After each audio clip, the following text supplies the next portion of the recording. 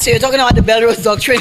There will be no backing down on the so-called Bellerose Doctrine, with a government official who inspired the characterization of the principles she articulated on the body politic in Castries East, seemingly embracing the fallout. Taking it back, you're walking it back, or you're standing by it? I will not take the comments back because the comments are real. The comments are about people's empowerment. The comments are about people understanding and being a part of the development process of their community. And that is all it's about. I'm a trained community worker, and I understand what it is when people are empowered and the changes they can make to their community. So my position holds. So, Senator, do you think Castries East made a mistake? Castries East made a mistake how? Do you think that they did? If they made a mistake in the elections. No, I think the people make the decisions that they want to, you understand, based on what is articulated to them, you know, and so I think what we have a responsibility as citizens and people who have interest in the community to continue to educate and provide information to people so they can make very informed choices.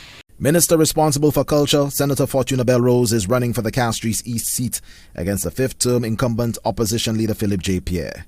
Bellrose's response to a question during an appearance on UWP media platforms laid bare the intersection of retail politics, political ideology, and the investment of services and projects in battleground constituencies, giving life to what is now called the Bellerose Doctrine. I'm saying the people of Castries East chose categorically to reject the United Workers' Party at the last election.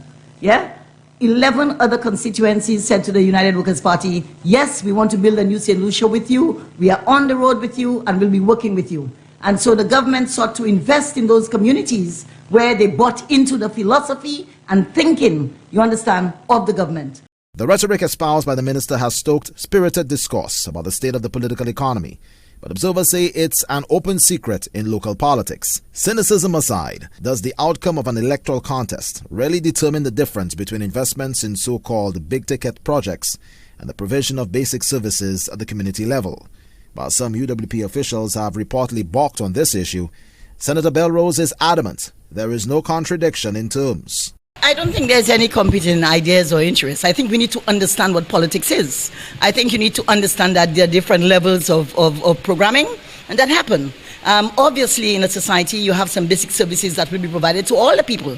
And we saw that clearly in Castries East, benefiting from the bursary program, benefiting from all the initiatives that children and adults benefit from. But when you're looking at massive development projects, you understand, if you don't position your community in a way that it should benefit from it, it will not. And we have to be real, we have to be honest about those things. So the people of Castries East need to take ownership and determine for themselves what it is that they want to do. I think our government is offering a really good agenda, and what they need to do is to understand that agenda and work with us for the betterment of the community. Like Prime Minister Alan Chastney, whose support for the senator remains unyielding, Belrose believes her initial comments were misconstrued, deliberately so in some instances.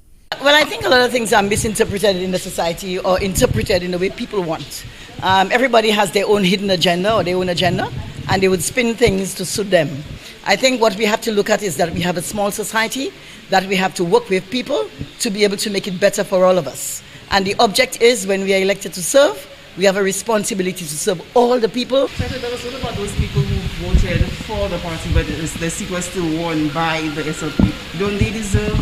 Well, they deserve attention, and they did get attention. I think, as you heard the Prime Minister a few days ago articulate, all communities benefit from our education services, our security services, our health services. They're general programs that every citizen benefit from. It appears that the embrace or rejection of the so-called Bellerose Doctrine will be on the stump as the ideological battle between the two mainstream parties in the election race heats up.